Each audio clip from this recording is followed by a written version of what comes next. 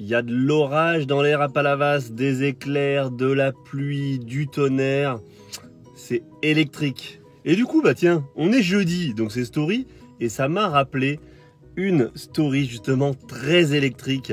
Vis ma vie de moniteur de kitesurf quand tu reçois en cours un couple au bord de l'implosion. On est parti, story time, story kite, let's go!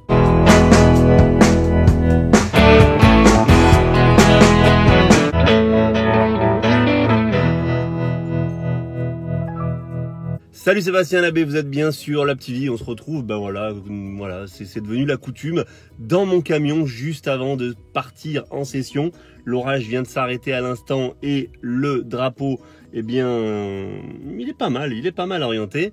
Bref, on se retrouve dans le camion pour cette story time de Vie ma vie de moniteur de kite et j'ai une anecdote qui m'est revenue avec cet orage, la fois où ce fameux couple est parti en sucette et nous a foutu en l'air une session complète. Alors restez bien jusqu'au bout de la vidéo, surtout si vous envisagez de faire du kitesurf en couple, si vous envisagez de mettre votre moitié au kitesurf, que ce soit mec ou fille, parce que vous allez voir qu'il y avait une raison et cette raison sous-jacente, c'est monter jusqu'à l'explosion, jusqu'à foutre en l'air la journée de tout le monde.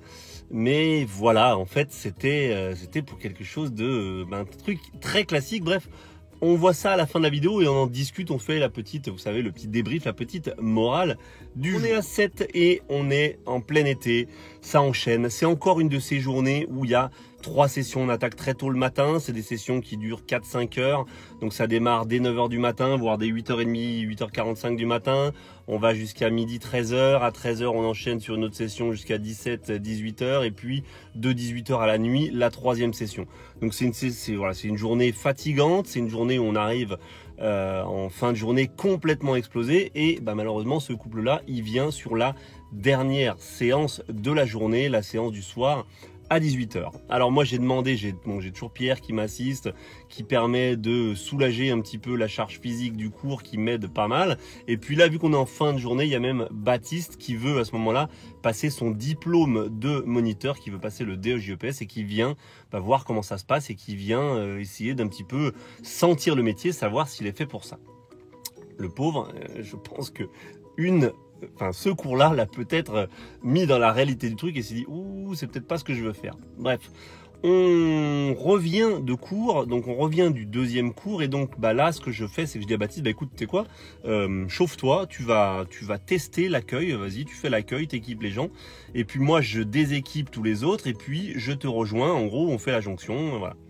Donc Baptiste équipe et donc là moi je repère rapidement les gens, je dis bonjour rapidement et je vois donc il y a un couple et puis une personne qu'on a et qui est une élève qui est extrêmement en difficulté et qui vient fréquemment à ce moment-là et qui presque à elle toute seule, il faudrait un cours particulier, et puis une autre personne. Donc je me dis bon, ils sont 4 mais avec une personne qui nécessite énormément d'attention et puis ce couple que je connais pas, donc on va voir. Moi le seul truc que je vois, je juge pas mais je me dis oula, vous savez on est à 7, 7 c'est dans un étang, ça sent un peu la vase, il y a des algues de partout, il y a des oursins, il y a des anémones, il y a des algues urticantes, il faut marcher sur les rochers et je me dis elle est sophistiquée la demoiselle, elle est bien habillée, bien maquillée, bien apprêtée, je me dis bon, why not, mais ça va peut-être être un petit peu compliqué. Bref, moi je passe à autre chose, je déséquipe mon groupe précédent, on boit un petit coup, tout le monde part, Baptiste lui il équipe ce groupe, il commence à partir et je les rejoins.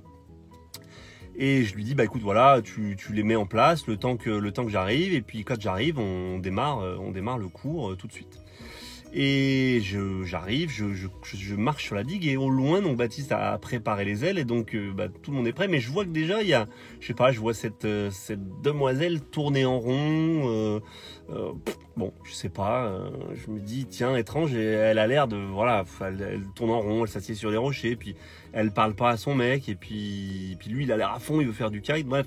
On décolle les kites et puis on en profite, ils sont 4, il y a une personne qui est vraiment en difficulté et puis 3 personnes qui sont débutantes. On est 3 et donc je dis à tout le monde voilà, vous allez faire tel exercice, etc. Et puis on va essayer de rester proche de vous, ce qui fait que vous avez tout le temps ou moi ou un de mes assistants qui est à côté et donc vous êtes bien quoi, vous êtes calés. Je m'occupe principalement, comme d'habitude, de la personne en difficulté. C'est pas le relou dont on a parlé dans un précédent épisode. Je vous remets ça là ou en description. Mais on va dire que c'est quasiment du même niveau. C'est une cliente qui vient fréquemment et vraiment à la limite du relou du boulet. Bref. Et puis, je vois que cette nana, elle a pas l'air d'avoir. Et puis alors, le caille tombe. Et tombe. Donc là, je vais temporiser. Bah écoute, qu'est-ce qui se passe? Ouais, j'y arrive pas. Bah c'est pas grave, on va changer d'exercice, on va revenir un petit peu en arrière. L'idée c'est de faire ça, donc j'essaie d'adapter le truc. Puis je dis bon bah écoute, tu sais quoi, qu'est-ce qui se passe? Tu as peur, t'as besoin d'être rassuré, machin. Écoute, on va rester vraiment à côté de toi et puis ça va bien se passer. Donc les élèves sont très proches les uns des autres et je vois qu'elle redécolle même pas son kite, elle laisse le kite dans l'eau. Baptiste est pas très loin, Pierre est pas très loin, et puis bon, on est tous par là, et puis on se regarde, bon, ça a pas l'air tendu. Pendant ce temps-là, le gars, lui, il prête pas attention à la nana, et il est à fond, et il veut faire ses exercices nage tracté, donc il est déjà parti en nage tracté, il envoie, et il s'en occupe pas. À un moment donné, je vais la voir, je dis mais pourquoi tu redécolles pas là? Donc je t'ai expliqué la technique, donc voilà comment tu peux faire, est-ce que tu veux que je t'aide? Et là, la nana, elle a les bras croisés et elle me décroche pas un mot. Et j'ai Baptiste qui me dit ouais putain, elle a l'air ultra vénère, elle a pas du tout envie, je sais pas ce qu'elle fait là. Voilà, et puis genre même la nana elle se retourne un peu contre nous, genre ouais puis de toute façon vous faites pas attention à moi, et puis voilà, et puis j'ai pas de consigne. Alors là je l'arrête tout de suite parce qu'on a l'habitude d'avoir des gens qui dans la panique se mettent à monter dans les tours, et je dis écoute voilà, là t'as de la chance. Moi, je suis là, vous êtes 4, c'est un petit groupe par rapport à ce que je fais là en plein été, en pleine saison parfois. Tu as Pierre qui est là pour m'assister et qui t'a vu il y a pas longtemps. Et puis en plus, tu as Baptiste qui veut devenir moniteur et qui est là et qui t'aide, qui regarde ce qui se passe et qui lui aussi peut t'apporter des conseils. Ouais, mais bon, machin, etc. Je dis, oula, bon, ok, tu sais quoi, vas-y, Baptiste, retourne à la plage, éloigne-toi, parce que genre, elle a pris comme bouc émissaire Baptiste et elle commence à s'énerver. Donc je reste avec elle, je dis bah écoute voilà, je vais t'aider, machin. Ouais mais non mais de toute façon vous faites tous chier, machin.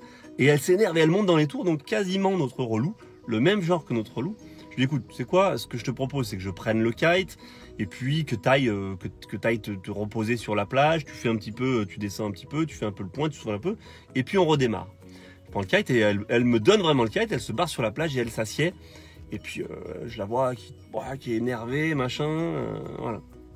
Donc je retourne la voir et je lui dis voilà, qu'est-ce qui se passe, machin. Et puis je me dis putain c'est peut-être voilà, moi je l'ai vu un peu raffiné, un peu sophistiqué, c'est peut-être d'être les pieds dans la vase au milieu d'un étang qui fout les boules quoi. Donc je parle avec elle et effectivement à demi-mot ressort le fait que bah ouais c'est dégueulasse, puis il y a des algues partout et puis ça pue et puis machin. Le petit discours, bah oui, mais voilà, tu t'es venu faire du kitesurf.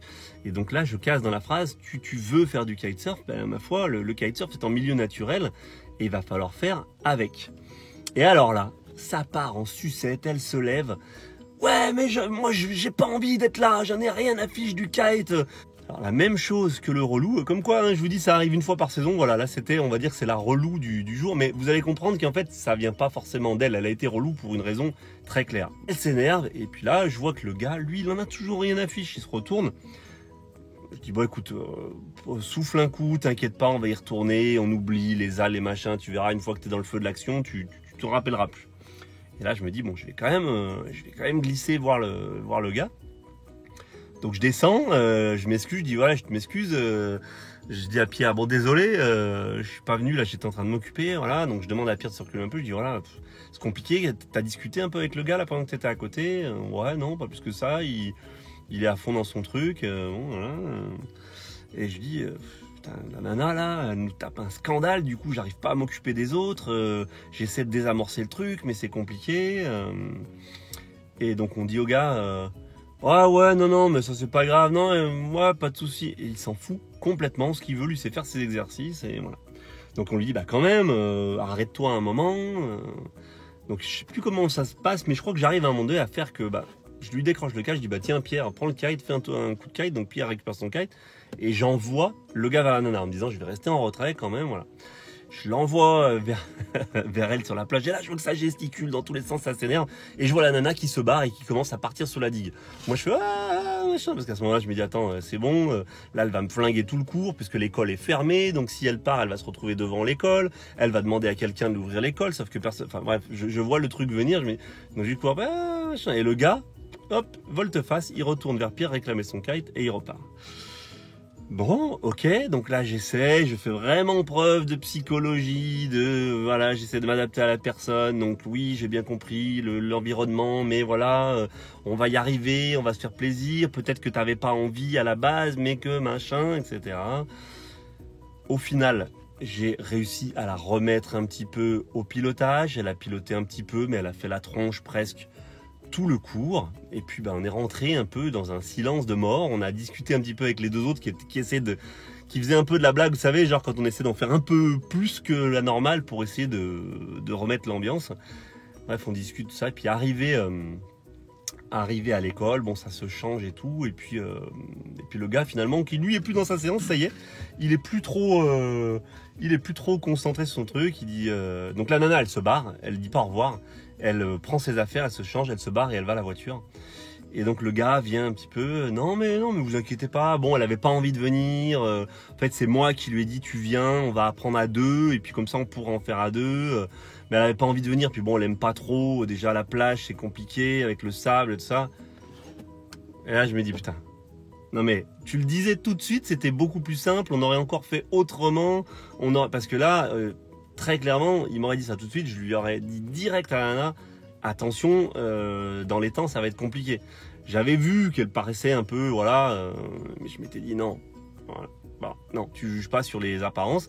Sauf qu'en fait c'était bien ça lui plaisait pas du tout, elle avait pas envie d'en faire, c'était plutôt la nana, on va dire jet set, qui aime bien aller dans les paillotes, voilà, siroter un verre, un cocktail, mais qui est pas du tout kitesurf, ou au pire les kitesurf dans les Bahamas sur un yacht de luxe, mais pas aller tantôt dans les algues avec les oursins, les hippocampes, les moustiques, etc. Donc la petite morale de cette histoire, les glisses, ou la petite morale pour vous qui êtes en couple et qui voulez kiter en couple, qui voulez que votre moitié se mette au kite.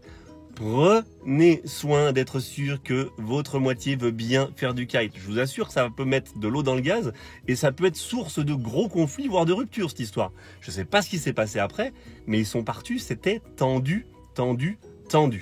La deuxième chose, si vous arrivez à motiver votre moitié à faire du kite, essayez de la faire sortir dans des conditions. Oubliez votre passion, vous, pour le kite, et mettez-la dans des conditions favorables. Oui, c'est sûr que sortir, aller dans les temps de taux, en plein été, avec plein de monde, des algues de partout, des oursins, etc., c'est pas forcément les meilleures conditions. Donc si vous savez que votre nana, elle le fait un peu pour faire plaisir, mettez-la au kite, je sais pas moi, dans les Caraïbes, à Cabaret, en Guadeloupe, un endroit où l'eau est chaude, turquoise, elle est belle, et là, peut-être que vous avez des chances de la motiver ou de le motiver, parce que ça peut être dans les deux sens. Voilà, écoutez, en tout cas, c'était un moment épique, je m'en rappellerai longtemps, je pense.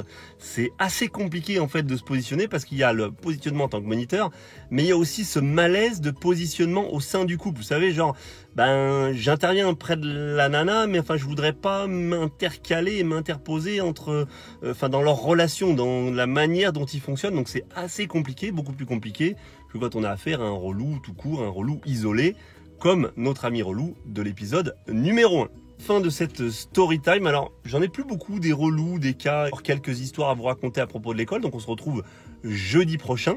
Mais ça commence le stock commence à diminuer, parce que il faut quand même se l'avouer, ça arrive pas souvent. Là, ces histoires-là me sont arrivées au cours de 7 ans d'enseignement, 7 ans d'école et d'accueil de public avec beaucoup de monde accueilli toutes les saisons. Donc attention, ce n'est pas une généralité. Je vous dis à très bientôt pour la prochaine vidéo. N'oubliez pas, Life is a Beach. Alors on se prend pas la tête et on en profite. Et puis on fait attention avec son conjoint. On force pas les choses, on y va tranquille.